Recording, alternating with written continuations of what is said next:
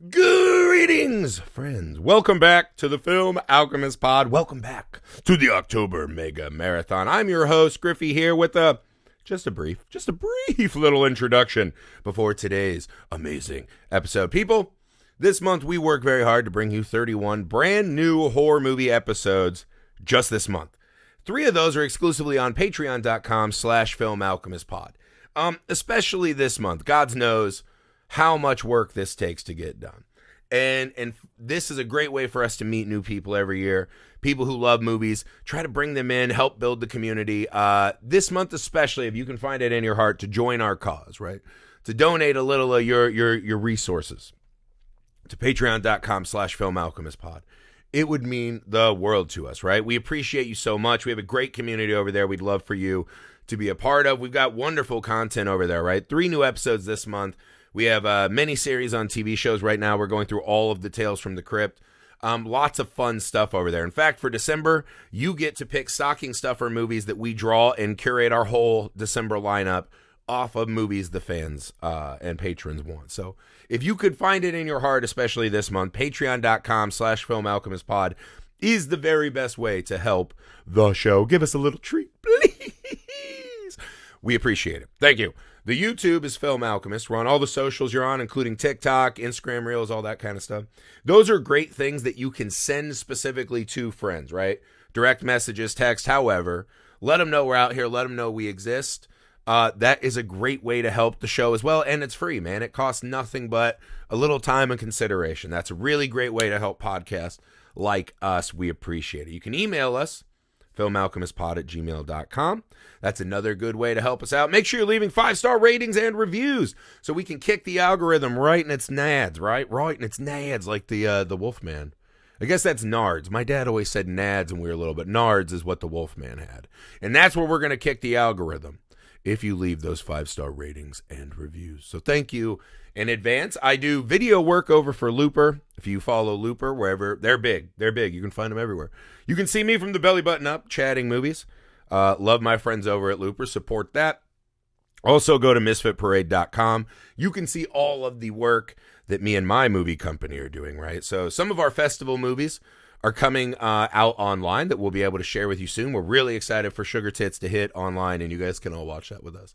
Also, we have begun filming our first anthology horror feature, Mr. Cream Jeans Hidey Hole. We have the first segment in the can, so you can follow us over there. Subscribe to the newsletter and on the socials, all that, to see us go through the journey of completing a feature film. So again, that's misfitparade.com. Please go show some love to me and the boys over there. All right, that's enough about the boys. Let's talk about one of my favorite girls on planet Earth, Rachel Reeves. So Rachel is one of our longest term guests, right? She's one of the first people I reached out to when we started doing guest shows. Love Rachel. Always so excited that she has enough time to ever come back. Rachel might be one of the new unofficial queens of podcasting, right? She's on the Losers Club, Halloweenies Pod, Pod and the Pendulum, The Girls on the Boys, right? That TV show. If you want to hear talks about one of the best TV shows in the world. Rachel pods all the time, is very busy. She also writes. Rachel does a lot. She's very, very busy. So every time she finds it in her schedule to come back and talk with us in October, it melts my heart. I love my conversations with Rachel. Every time I see her pop up in the Zoom window, I feel lucky that this pod has brought these people into my life. I get very nostalgic and emotional every October. That I get to sit and talk about weird ass movies like Witchboard, the movie that Rachel picked this year. Just weird, bizarre movies with just wonderful people, right? Your day-to-day life can sometimes be a struggle, but things like this are why we put in the extra time, put in the extra work. I could sit and pod with Rachel all the time. I literally can't, because that's all she does apparently is pod. She's a podcast terminator, which is great. So make sure you go support Rachel. We have all of her information down below. You should follow all of these shows she's on. You should support Rachel. I promise you, the more Rachel you have in your life, the better. You can thank me later. I get it. I've also been on that journey, right? So support Rachel out. She is wonderful. She's insightful. She's smart. She's funny.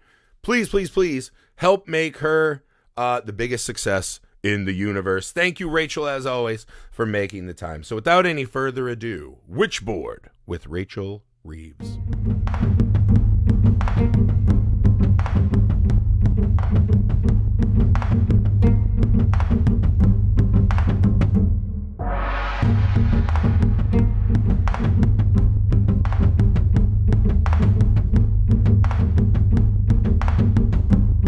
What's up, everybody? Welcome back to the show. Our friend, Rachel Reeves. Welcome back. This is many years in a row for you now. Such an honor to have you back. We love when people keep coming back. So yeah, would you like to start off by letting everyone know a little bit about what you're working on and what movie you picked for this year? Sure. Well, first off, thank you so much for having me. It's the most wonderful time of year, and I love getting to hop on and talk about the best spooky movies ever. That's right. And taking part in this massive marathon, this marathon madness that you do. So Indeed. Love it. And as far as what I've got going on, I mean, this time of year is just crazy, but podcasting my life away. So yeah, if anybody wants to tune into the Halloweenies, we've been covering the Alien franchise all year. So good. And also have lots of fun stuff coming up to round out the rest of this season and the rest of the year, I guess, because we're getting so close. But this year, lots of Halloween content. We're ranking all the masks of Michael Myers, which there's a lot more. By the way, I saw think. that, and that is so shockingly good. Because I might have the Halloween Resurrection mask higher than anyone else. Oh my God, yeah, I bet. Yeah, I've had a lot of fights about Michael Myers mask. So when I saw you guys doing that, I was like, that's so fucking brilliant. Yeah, it's going to be fun because like we compiled a huge list and there was like, oh man, I forgot about some of these and oh man, like how do I decide? So still not 100% sure where I'm going to land on everything, but there's some wild ones in there. Yeah, that it gets pretty interesting. Yeah. Yes. Such a good. Yeah, you're kind of the unofficial queen of podcasts now. I think you do more podcasts than any person I've ever heard of. Oh, my friend Jen Adams is also a chronic podcaster, but nice. yeah, and I also do a podcast with her, not surprisingly, called The Girls on the Boys. You guys had to meet in the middle, yeah. Where we talk about The Boys. So if anybody's a fan of the Amazon series The Boys, Amazing. You can listen to both of us because we just apparently can't stop talking about things we like. Yeah, see, that's the best way, too. It's better when you're talking about stuff you like than it just flies by. Speaking of things that you like and things that I like, would you like to introduce the movie you picked for this year? Yes, I brought you some real grade A trash today. So the movie that I brought that I'm so excited to talk about is Witchboard from 1986. And I use the term trash lovingly, so I hope nobody gets offended by that because I love it dearly. Yeah. Yeah, I think our listeners get that, right? Like, I have a real affinity for movies that people consider trash, but this is one of the, if you're going to make a trashy movie, this feels exactly like how to do it, right? It's fine. It's as long as it's not kind of spiritless trash, right? No pun intended for Witchboard. You could tell they loved making this movie. Like, there's a real energy and vibrance, even as some of the rougher edges emerge. But yeah, man, there's a lot of passion. The performances are weird. They just have such interesting characters. I adore this movie. I don't think I had seen it since Joe Bob talked about it. So it's really nice. I liked it so much, I immediately, because I couldn't fall asleep, watched Witchboard 2. Oh, nice. Which is trash, not in a lovingly way. Yes. Yeah. And this one has there's trash that's sleazy trash, and this one's not very sleazy. This one's just kind of really. Like fun, and like the story is fun, the actors are fun. Like there's so many good things about it. And like you said, some really great like cinematography moves. You can tell that Kevin Tenney, the director, the writer, this was a story I think that he had thought about for a really long time and wanted to do, and then finally manifested and brought it to life. So this was a story he really wanted to tell, and I feel like that actually makes its way into the film and, like you said, elevates it to just that great trash, that quality trash. Yes. Only the few understand. Yeah, the only thing you can't do to a movie I'm watching is look like you didn't give a shit you were making that movie. There's so many of us that would die and do anything to get to make a movie. There's nothing worse than watching the phoned it in movie, and no one is doing this. I love to your point, the cinematography is so much better than you think it should be. Yeah. When they cut to the spirit cam, it's always beautiful. I love like the shot of him falling out the window at the end. I know. There are some great shots. Here's a microcosm. Here's a scene I thought was so fucking incredibly astute today. So when they're having their lunch break, right? And they're kind of doing this big backstory where he's like, yeah, I was in pre-med, blah, blah, blah. I was best friends with the dickhead from the start. And you're like, this is a lot. Why is this happening? His hatchet and the drywall are ominously above them. So you're like, okay, I've seen The Omen. I know how this works. So we're going to cut back up there. Something's going to happen. Bing, bang, boom. That hatchet's going to fall down and kill one of them, right? They lull you into this. You know what's going to happen, right? You're waiting for them to cut back up to that drywall rig to see how something is going to fall. When he stands up, he turns and looks at his friend who's just laying down. That fucking drywall comes out of nowhere and pancakes his ass. And they never cut back up. So it was one of those, I paused and I was like, this movie knew that we were ahead of it. They knew that we knew a gag was coming. And they totally skipped the gag and just like I almost rolled out of my seat because I had forgotten that they just dropped the fucking drywall on him. And I was like, what a great, great decision this movie made. And you know you're in good hands. You can see it constantly throughout the movie. Yeah, the death by sheetrock, I think, is great. It made me jump this time a little bit because, I forgot it happens, and it's just such a brutal, like, oh, God, okay. Yeah, it's so fast. Yeah. It's so fast. Yeah, because he literally just leans back, and he's like, hey, Lloyd, oh, no! It's like, I don't know if it would kill you. Like, I'm no expert when it comes to, like, building materials. Maybe it would. Maybe it would just, like, really mess you up, like, break your nose. I mean, if you're really stretched out like that, doing the cat nap, my guess is every rib he had just went right through his lungs and organs. Oh, gross. Because each sheet of drywall is pretty. My dad built houses. Okay. So in the summer job, I would be, they called me a not kind term, but essentially a gopher, which is when they needed stuff, I was the guy that moved everything. Gotcha. And so, it's heavy enough. You get a handful of those just compressing you like that. But again, it's the technique of how they set that up and then don't go back to the game. They just fucking drop it on us. Yeah. And I feel like the movie does a lot of that, right? Because I would say I was kind of stunned today. I don't know what you thought about how few set pieces there were. Because that's kind of a big set piece moment. But the movie constantly kind of veers smaller, right? Like even the seance is very small. Doing the Ouija board by the barrels on the pond, I was like, 4 barrels? I was like, this doesn't feel very, it's a little anticlimactic.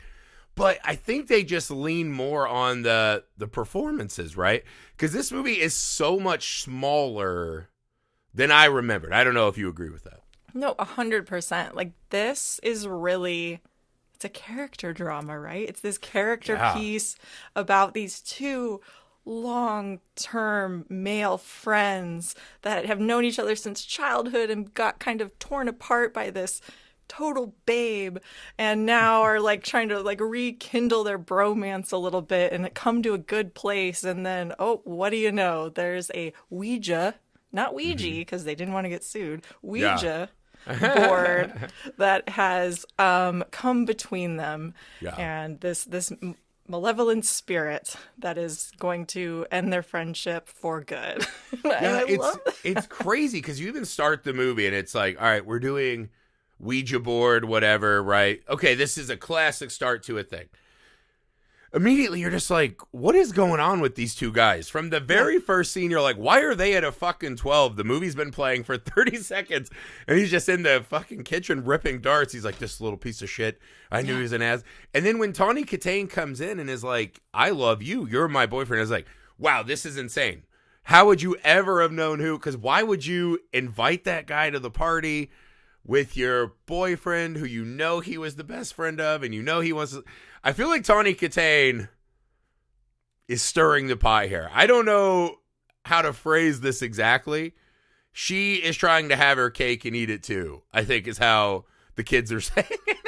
Yeah, I will say there is some really weird like tension and like maybe not so healthy behaviors that we see exhibited from all of these characters. Like these guys they're kind of awful for like the first half of the film. Awful to each other, awful to Linda, which is Tawny Katane's character, and she is just like very whatever, it's okay, like just lets them kind of get away with saying whatever. She's kind of like a happy hippie style. And then she just got these two intense like walking hard-ons, you know, ponging her back and forth. The setup is very strange because you think when we first meet her, she's sitting on the couch with Brandon, this blonde dork, not dork. He's very like kind of alpha male, rich, trust fund guy, frat bro kind of guy. But she's got his arms around him, and then Jim, who seems like the much more grounded kind of character. He's drinking, he's smoking, and then you find out, wait, they're together. That's not how it looks like at first. It is kind of takes a sec to figure out. It took me a while. Here. Yeah, I was like, what is the geography of this scene? I'm not. And then like the fact that his two buddies were there at all. I was like, what is this fucking place? It's at this mansion, but it's in their apartment in the mansion. And then I was like, even though it's Jim's place, everyone in there feels like a suit except for him and his two buddies. Yeah. So I was just really thrown off by it. And then they do the Ouija board, and I was like, all right, so this guy, it is bizarre because as a horror fan, you're like, I want to be with the Ouija guy, but he sucks. So I don't know. Let me ask you this. I have a Ouija question I'd love to ask you. It feels insane that a figure 8 motion is considered a security measure. That is, yes. He's like, no, it's cool. It's David. We're doing a figure 8. I was see, like, I think they can all see that. Sign. There's no breaking this code here, guys. There's no possible way anybody else could figure this out. How could this have gone so wrong? I do like that they have like sort of like a secret handshake thing, but I mean, there's literal letters. Spell something. Pick a word. Yeah. Well, he can't spell because he's a 10-year-old. Yeah. I do. It is kind of funny that we just shoehorn in immediately that David is like the Jim he lost. Yeah. Right? That like he's his like childhood friend replaced and he died 30 years ago. It's like, we're just really throwing this in as if your friends like came to you and said they'd had a relationship with a 10-year-old ghost for like a long time. I think you would think they need help. Mm-hmm. More than being like, oh, sick, let's do this at the middle of a party. But I mean, that's what I love about movies like this that actually do have somebody behind it that this is like their dream to make this movie. Yeah. This is an idea that's been kicking around in their head for so long. And I love it because you get things like that, right? You get elements like that where somebody who doesn't give a shit isn't going to put that in there. But you can tell, Kevin Tenney was really probably thinking like, oh yeah, this is really like thematically rich. And this is the friend that he lost and their friendship. Yeah. And I love that because it's so silly in this movie and maybe not executed super well, but I love it. And it's those little nuggets that make it a step up from something because it's that heart, it's that passion that you can find in there that makes films like this so fun because you know that this is close to his heart.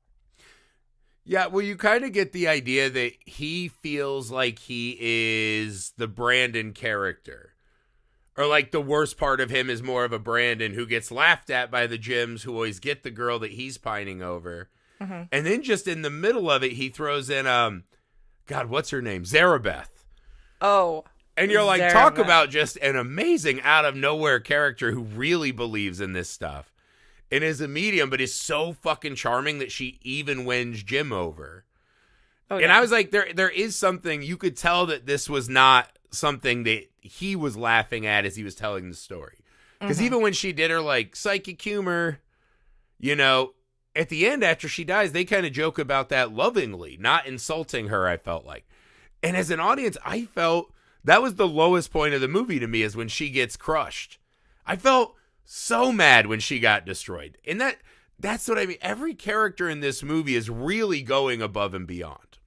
The casting in this, I think, is so great. And they caught a lot of these people before they blew up. So this is such a unique little time capsule of this film because, of course, Tawny Kitaen would go on to be the music video sex icon, Rat, and I think it was at Whitesnake, and all these like hair metal bands. She would be in their music videos and would go on to be in some other films and projects and just stunningly beautiful. And actually, like, I really like her in this movie, and she has some of the best hair to ever exist. She does. And they kind of have her like made up in a way. Like she looks kind of like a Target mom, right? Like you would never watch this and be like, oh, she'll become the girl in Cherry Pie. You know what I mean? Or whatever the fuck video it was. You would never suspect that was in there. It's really kind of an against type role for her. Yeah. Well, because I don't think she didn't have a type to find her type yet. Yeah, good point. And then Kathleen Wilhoit, this was a big year for her. I mean, she's in with my main man, Charles Bronson. She's in Murphy's Law with him this same year, and would go on to be, I think she was in like 4 or 5 movies this year alone. Like, this was crazy for her, and then would go on to be in tons of stuff. I mean, Gilmore Girls, ER, come on. She's so good. She's so good. Her voice, she's just so funny. She's just one of those people that feels so natural on screen, and I feel like if you meet her in real life, like, she's the same person that you would see in any of these movies. Very charming. So charming. One of the greatest voices ever. And then even the guys, like, I can't, the guy who plays Brandon, I can't remember his name, but Stephen Nichols. like, he goes on to be in like literally thousands of episodes of soap operas. Yeah, Thousands. he's an insanely handsome guy. You're like, he's so perfectly built for soap operas. He also does that kind of like indignant bitch face so well. We're like, everything he's like, how dare you? Like, he just has that look to every sentence he says in this. He kind of looks like James Remar to me here, like a young James Remar a little bit. Yeah. I don't know what it is about his face, but he plays this kind of just smug, rich asshole so good. But I like how this character kind of develops, and we do see Brandon and Jim come together, and it's like, oh, they are friends, because for the first half of the film, it's like, you guys, how are you ever friends? You hate each other, but they finally come back together. When he even comes and he's like, it could be progressive entrapment or pregnancy, and he's like, are you going to marry her? You don't even love her. And he's just like hitting the wall with the hammer. I was like, this is wildly unhealthy. Like, this is not good. Someone is literally going to get killed. Yeah. And then they find a way to turn it around for the woman they both love. Yeah. See, it's very sweet. Sweeter than you would think for a movie called Witchboard. And that's the thing, though, because these two have like a real... I honestly think if you took Tawny Katane out and just had these two with that like unspoken what is it, right? Since it's, the late 80s. I think it almost works better because they seem so much more interested in each other than her at any point. Pretty much every time she talks, one of them's like, yeah, cool, let's have sex now. Like, Jim barely acknowledges her. Brandon seems to only acknowledge her in so much that to annoy Jim. And she just is kind of off doing her own movie while this really interesting buddy movie or lover movie is unfolding. Yeah. Tawny Katane, Linda's storyline is an interesting one because she quickly becomes obsessed with this board, thinks she's talking to David, and she's doing it by herself. Then she's like, big no-no. Pregnant, but not pregnant. And decides she's pregnant, doesn't call in for the results. She's just like, she thinks I'm is, 100%. But she's not. Not only that, but the first time she talks to David by herself, she's like, okay, I'm pregnant. It's not official, but I'm pregnant. Do you want to hijack my unborn baby? Do you want to be my baby? You're a spirit I talked to for 40 seconds at a party, and you blew out a tire in rage at the voice of my husband. Do you want to get up in here? I'll do a squat, and you can fly in here. It's like, what is happening right now? Don't do that. That's bad. Bad. Bad news. And I love this idea of progressive entrapment. I like that, too. She gets catfished. She gets catfished by a goddamn spirit. Yes, she does. And that's the thing. It's so... I mean, I guess her heart is in the right place. And I guess I know people that are just into this kind of stuff that would probably also be like, this is sick. I definitely want to offer... Because I was like, it offers this way bigger look at... You're like, doesn't that little thing inside of you, at what point does that get a soul? And at what point is it still growing and it doesn't have that stuff? And what happens if David gets in there too early where it's like 5 cells? Like, can he... there's just like a lot of stuff going on, right? It hints at this very larger world. But if I had a critique of the movie a little bit, Linda is played as an absolute box of rocks. Yeah. Like, she might be just about as dumb a character as ever been in a movie, which I don't think is fair. She's a pretty good partner. She seems like a good friend. She seems like she has her shit together. And then at every turn, they're like, what if we made her do the dumbest fucking thing imaginable at every turn? And yeah, that did not age well to me. It didn't age well. I mean, it's just like how much thought was given to the Brandon and Jim characters and their relationship. It is kind of a bummer that they didn't invest a little. Because, like, what I mean, they could have had, like, oh, maybe she had a brother who died, so she's, like, drawn to this kid because she had some loss in her own past. Like, that would, I don't know, make it, her logic maybe make more sense, something like that. But it does seem like they almost didn't know what to do with her, but knew that they needed a female character. It's an 80s horror movie, so you gotta have... But yeah, like, we don't really know much about their relationship. We don't know much about, are they both super excited to have the baby? They kind of go through the motions in one scene, but not enough to really get at it.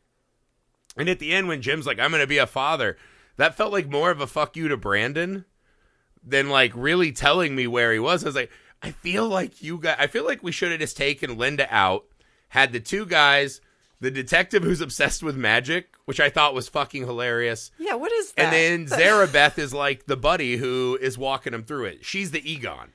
Yeah. Right? And I was like, I think that movie is just tighter and way more fun. Yes. Because Linda just, everything. Because just because he knew where your ring was? Yeah. That's it? You're like, yeah, take my baby over. I'll play with this all the time. I'm definitely getting entrapped. It's a lot. Like, it's a lot. And it's one of the, sometimes, you know, a lot of horror movies, you know, right? They have to exist on characters doing things that we wouldn't do. Mm-hmm. Like, if I was like, oh, someone named David's talking to me on the Ouija board, me and my wife are going home. We're not staying and playing that game. So you have to do this for a movie. But there are ways to do it that are not so fucking painful. Yeah. Although, if somebody breaks out a Ouija board at a party, like, it is kind of exciting. Like, we used to do it in college, but that was when I was young and had no responsibilities. That's true. Right? Like, now I'm bringing it home to a wife and kids and my dog, right? Like, that's not fair. My dog shouldn't be haunted because no. I am irresponsible. When you're 19 years old, you're just like, this is fun. We're already, smoking and drinking. Might as well. Yeah. Who cares? Yeah, apparently we had one who lived in our house named Mama, and she liked to watch us shower. What? It was a whole long ordeal that ended with a deflated blow-up doll. That's all I'll say. Sometime not on the internet, we'll finish that story. But yeah, so I've lived a Witchboard-like existence before. The cop. I'd like to talk about the cop for a minute because me too. What a great character. A great, just extraneous character that does nothing. Literally nothing really, except for to come in at the end. Yeah, and they're like, what do we got? What do we got to give this cop some personality? Oh, I know, he's gonna love magic, but he's not really gonna do any magic. He walks up, the guy's at his buddy's funeral, and he's like, you know how they make an elephant disappear? And it's like, hey man, my friend's not even covered in dirt. What are you fucking talking about? I figured at the end of the movie, I was like, they just probably put him in. Because it's one of those things you don't always think about. A lot of horror movies do this, where the movie ends, right? And you go, oh, I know they're all hugging and they're happy, but they're all going to jail. There's going to be like 10 dead bodies. All those families want answer, and you're the only connective tissue. Right. And when you say this X monster did it, they're going to say, oh, this guy 100% did it. When this movie ends, someone's going to say, yeah, I saw him holding and crying his friend with a hatchet in his face. Mm-hmm. And they've been fighting an awful lot, according to 50. Like, Jim is going to jail. They tell us in Witchboard 2 that it did work out for him. The very last scene of Witchboard 2 is a really fun cameo where it's him working as a garbage man, and they find the planchette from the new Witchboard that writes. And they're like, you and Linda finally had that kid. And he's like, put that Ouija board away. And it's like a nice little like homage to this one. So it does work out for them. But in reality, Jim would be the last person attached to so many deaths. So unless they have the detective there who can muddy the water, yeah, I guess it's kind of like what happens to Andy's mom in Child's Play. Oh yeah, where the cops are like, we'll say what we saw, but not enough to get you off the hook, and she gets institutionalized, and Andy's in an orphanage. Just which is brutal. One of my favorite things about that series is that they're the one that are like, yeah, when 20 people die, someone goes to jail, right or wrong. Yeah, like, you are insane. Nobody's going to believe you, even though there's multiple people who saw it and believe you. We saw it. We believe you. But you're still going to jail forever. Yeah, that kid's trust fund parents are not going to let him off the hook because he says Malfader did it. Yeah, Malfader. So I am a little disappointed. Just whenever not a I see great this name. film. It's hard. Not a It's great hard to gargle name, out. Yeah. But also, like, I need more. Yes. Like, we, like, all of that. All This is of the another thing. Malfader You stuff take is, like, the Linda out, and you let Zarabeth and Dewhurst and Malfader kind of split that. yeah. Let him eat a little more. Yeah. It just gets shoved into, like, the last, I don't know, 15 minutes of the film. Like, there's, like... Yeah, well, they started off like he just killed with the hatchet because that's the tool that Jim had. And then at the end, it's like, oh, he really likes killing people with axes. That was his entire M.O. Yeah. And in you're the just like, house, killed, what? like, 9 people in this house. It's, like, all of this great stuff. Yeah, it's in the house where they start the party at, and we just don't acknowledge that past a picture in a roadside psychic novelty shop. Yeah. Like, he's just on his way back from Big Bear. His friend just died, and he's like, I better pull in here and get my palm read and get answers about Malfader. I do love it when there's just, like, the side shop that's like, oh, they'll know. Just, oh, That's yep, my they dream. do know. Here's all the answers. Yeah, here's a book conveniently filled with newspaper articles about that very incident. I will say, the guy who plays Malfader, great look. Great Love look. him. Like, I want more of him. Yeah, and that's what I even thought, when too. even when he does finally possess Linda, right? I mean, she does okay, but I mean, come on. They kind of just gave her voice. the, what is that fucking Johnny Depp movie? The outfit from Benny and June? Yeah. And she's just like dancing around, and I was like, the voice is all right, I guess. I will say, though, they actually got a little more run than I thought when he kind of pulls the knife out and the gun, and he's like, you won't shoot her. You won't shoot her. And he can't really do it. He stabs her in the leg. He's not sure what to do. And he puts the gun to his head, and I loved when Malfader is just like, you don't love her enough to do that. I know. And I was like, this is shockingly working on me a lot. Like, I was very invested in this portion of the movie. Yeah, I agree. And because Brandon apparently has some commitment issues and refuses to tell Linda that he loves her until these final moments. Yeah. So I love how he brings all of this stuff together. I just, it feels like somebody's first film. It feels like somebody's like early film working out the kinks. But I will say, because this guy goes on to direct Night of the Demons, I feel like he really learned a few things on this film, because Night of the Demons, all of these issues that I have with this film, solved in Night of the Demons. So good. Well, it's one of those, I think, especially back then, at like this genre, and when the horror explosion of the 80s happened, right? There was a lot of like, we got to turn these around fast. So these scripts were written fast a lot of times. And again, I don't know that that's exactly what happened with this one, but fast turnarounds, fast edits, fast shoots. And it gets into that you can't let the good be, or the perfect be the enemy of the good. And this movie in no way, shape, or form is perfect, but it's really good. It's actually one of the, I love watching movies like this because it reminds you as you're making your own stuff and you get self-conscious and nervous. And this, it's like, you know what, man, if you just try your best and put something out there, maybe there's an audience that'll like most of what you did. And that's usually enough. What things do we have that are perfect that we all cherish? Yeah. Almost nothing. It's almost always kind of imperfect loves, right? So just stay the course. So as long as you see that real passion like this movie has, that's all I need. Oh, yeah. That's all I'm looking for. Yeah, this film definitely has heart. It's got that secret ingredient, and that's what really makes it just so enjoyable to watch. Even though, the pacing could be better. Some of these character development things could be better, but then you've got, like, I don't know, he's fucking shooting a Ouija board at the end. Like, it's flying around and he's, like, shooting it, and it's dude, incredible. How about that shot of him falling out of the window? That was like Hans awesome. Gruber. Yeah, I like that a lot. Nakatomi. It was like Hans Gruber mixed with the Psycho shot. Yeah. And then he lands on the car. I thought this was really funny, too. They do the smash cut to what you think's going to be a funeral. but it's their wedding, and I was like, was Love that a it. little pointed insult at the institution of marriage? I don't know. Also, I will say though, kind of dick move for Linda and Jimmy Boy to leave that apartment just absolutely trashed. Just trash. I For will say, the landlady I to agree, clean it's a up? dick move. But I would have hired it out. I would not have cleaned it myself. Maybe they're like, I I'm would never not going have back gone there. back in, but I would have called someone and been like, hey guys, what's your day rate? I Yeah. need something picked up. Yeah. I would, and you mentioned that, there's not a lot of sets, there's not a lot of big set pieces, but I will say, I love the different apartments that we get.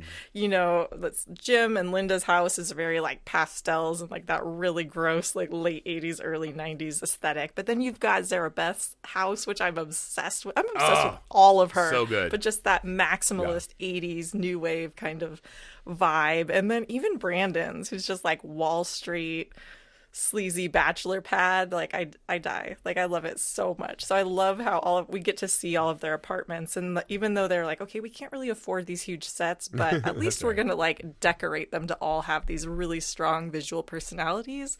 So they really do a lot with a little, I think. Yeah, and especially in make the this most era, of it. that was not the mantra of making movies. 80s horror movies were not minimalist affairs. And I Yeah. think this one does as much with as little. Is so many of those kind of non-top flight movies, right? Yeah. Like it's not doing as much as like a Friday the 13th or a Nightmare on Elm Street. But like it's compatriots, Night of the Comets, Demon Wind, stuff in that size, right? Even Night of the Comets probably too big. Those other movies, I was like, yeah, it's getting a lot, because really you're like, other than the seance, which really just a couple of soda cans get knocked over. Yeah. And Zarabeth gets axed in the face and dropped out of a window. He gets dropped out of a window. That's it. That's pretty much. Oh, and the drywall. The drywall is really fucking cool. That's cool. But yeah, the barrels are empty. They just kind of roll them over. The barrels, it's just like, because even when it stops, he puts his hand up and you see the barrel change direction. Oh, So yeah, it's just they're one of those like art completely department empty. things. You're just like, yeah, that weighs like 2 pounds. And then he goes, throws himself on the dock.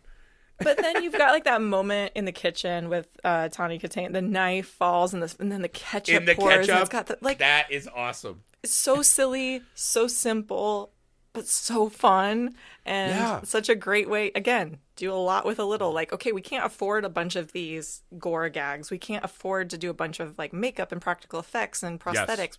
But we could do this, and this is fun, right? Well, right. So that it example, talk me through what you thought about how they used the actual Ouija board. I mean, I think it's in there a lot, so I appreciate that. yeah. Like, if you're gonna have a movie center around the Witchboard, a Ouija board, like make it center around that. And so I do love like what a big part of it does. It's just kind of how that ghost. I don't know, with Zarabeth, I like how the spirit is there, how they use the camera to kind of embody the spirit and chase her Yeah. around. Like, I thought that was love really that. effective. The board does look a little cheap, I think, at times. Yeah, it looks very like right out of a Like Milton paper. Bradley book. But I will say, I thought the way they kind of used the motion of it, like in a weird way, that figure 8 is a really nice choice, because Yeah. it gives it this kind of kinetic energy that as it starts to get more frantic, Yeah. and they match the music with it really nicely. Yeah. You do get these crescendos of what really shouldn't be that interesting. When he's like, her, what does her mean? You said he can't spell. What does her mean? Her. Oh, here. Yeah. Blue barrel, right? Like Yeah. a scene that is kind of a nothing sandwich, but they get some good rising energy. And the actors, again, all have these kind of really interesting volcanic performances that when you put them on the board together and their hands close like that, I thought they used the Ouija board pretty well. All things considered, it's another great example of just getting a lot out of, to your point, what looks like a $10 prop from any KB toy store.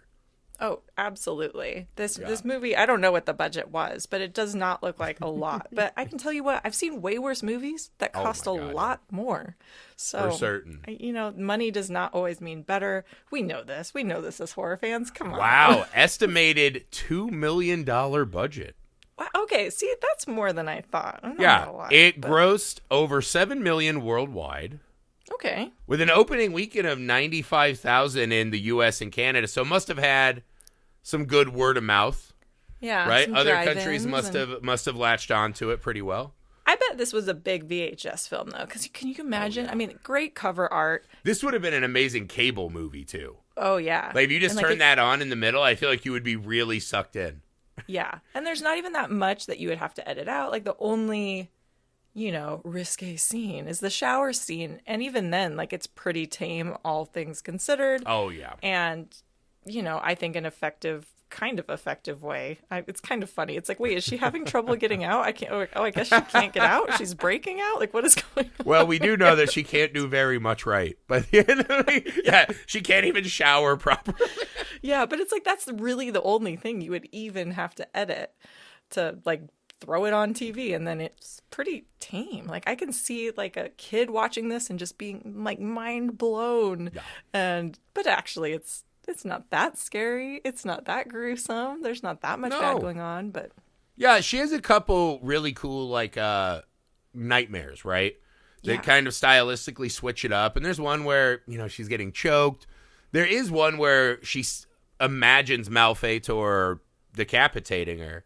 But it's not like a bloody graphic thing, right? It's just kind of it's more of a, like, cut on the swing. So you get the action of it, but not a lot of the blood and guts.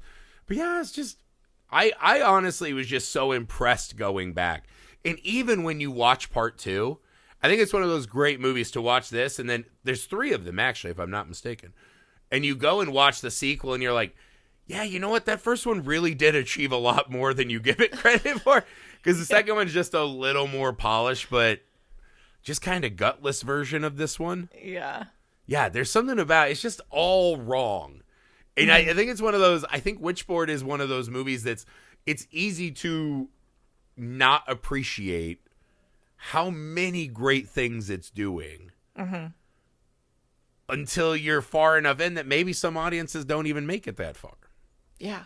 And it is like, I mean, the sub genre of Ouija board films, and like, there's not a ton of them.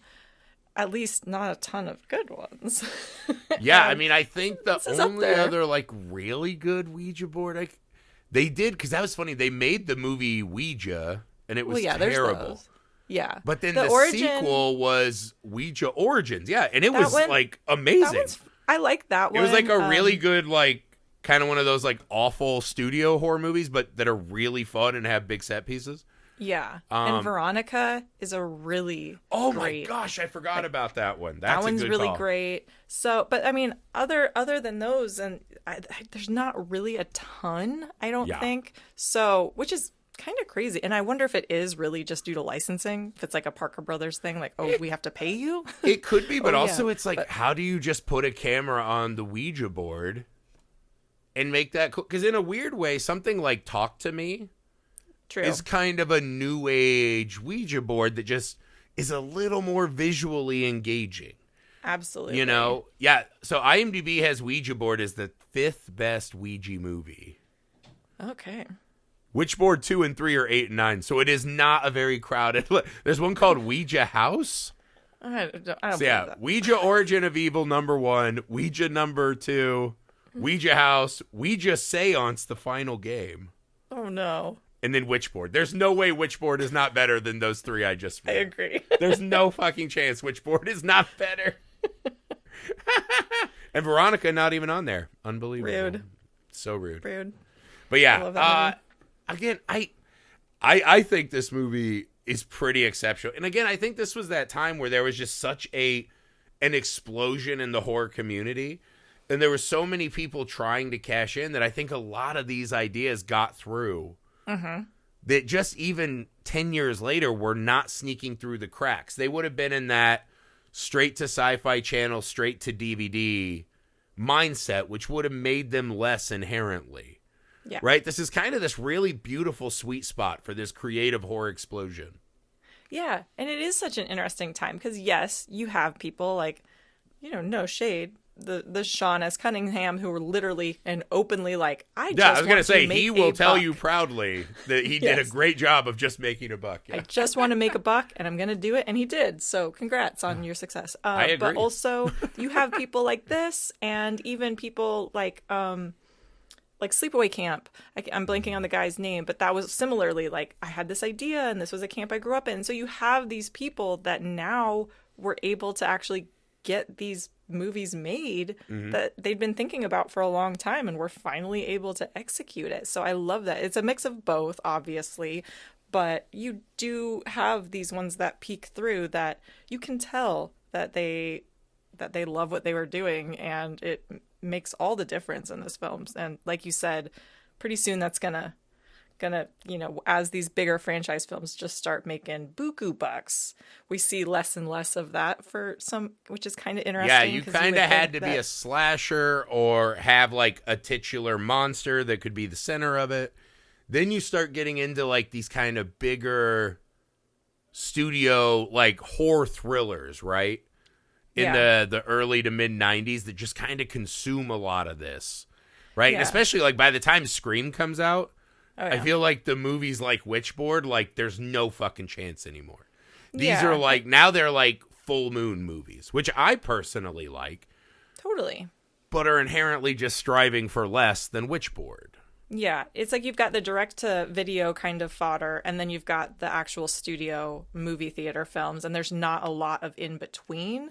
And That's a great way to just- say it. That's what we lost, like those middle movies. yeah, and the IP all of a sudden became, obviously we still have this going on. The IP is winning out over original ideas. Like if a company has $15 million to invest in a film, it's probably going to have Michael, Jason, Freddy, Chucky attached to it in some way, at this time. So it's the original ideas have to be huge, like Scream. They're not necessarily going to be throwing money at Kevin Tenney to make a Witchboard movie. Yeah, right. And it is actually, I think it's one of the great places we find ourselves today is we're starting to get, and again, the movies have kind of been homogenized in a different way. I think that kind of A24 and Neon formula is so pervasive. The thing is, that formula gives a lot of fucking leeway. Like, that formula yields really interesting work. So if you're going to be formulaic, that's fine. If your formula is fucking great. Yeah. Like, I feel like this year especially, we've just had 5, 6, 7 just incredible, interesting, unique, original horror movie ideas. It feels like we're on this, like, we've been on a real roll the past couple years. And again, not that Witchboard is as good as a lot of the movies we're getting now, but I like that spirit of just a filmmaker and a writer who's got a weird-ass idea. Yeah. And just strives to make it a little more. And Witchboard is in no way art house. No. But again, there's clearly something he wanted to say with those two male leads, right? With Zarabeth. Like, there's some extra elements in here that just make it really a memorable movie. A really memorable movie that just, I'm actually shocked it's $2 million because of how little's going on. It's true. That house, though, the house probably cost a pretty penny. Oh my God, yeah, that house is incredible too. That's and an they fucked it iconic up in that house. final scene. Yeah. So that's Hopefully the same they house built that's flats in, for that. I think that's the same house that's in Willard, the original Willard. Is it really?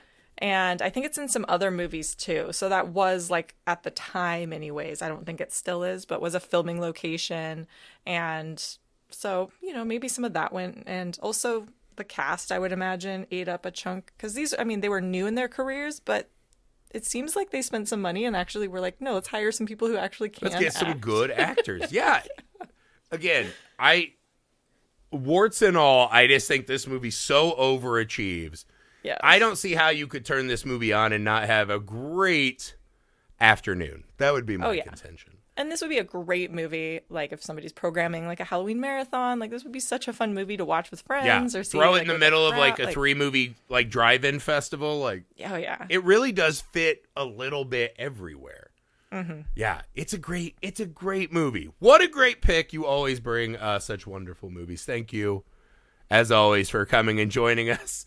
Before we get out of here, anything else we missed on Witchboard? No, it's just great. I would just encourage people to check it out. It's on tons of streaming services, and be careful. If you're pulling out your Ouija board, just be careful. It's that time of year. Don't fucking do it. Take it from us. Don't fucking do it. You can't trust those spirits. They might tell you one thing, but they're just catfishing. What's the best answer? What's the best thing you get out of a Ouija board is, oh, I talked to something. Yeah. The bad things are like a mile-long list. There's very little win percentage in Ouija boards. Don't fucking do it. But yeah, that's it. Rachel, would you like to remind everyone real quick where they can find your stuff? Sure. You can find me on Instagram at the Vinyl Girl, GRRRL, or on Twitter at Vinyl Girl. And yeah, that's where I'll post all of my podcasts and writing or whatever. It'll all be there in one capacity or another. Awesome. Amazing. Yeah, I'll put all that stuff in the show details, guys, so you can find all that. Make sure to go support Rachel.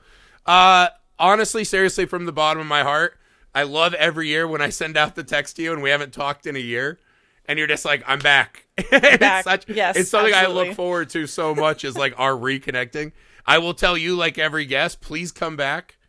Of course. I get very absent-minded, so just message me. If you see anything and you're like, I can't talk about this on one of my 18 other podcasts, I'll make room for it. I love it. Will do. Awesome. Thank you, guys. You know the deal. 31 days, 31 pods. So I will see you tomorrow for yet another horror movie adventure.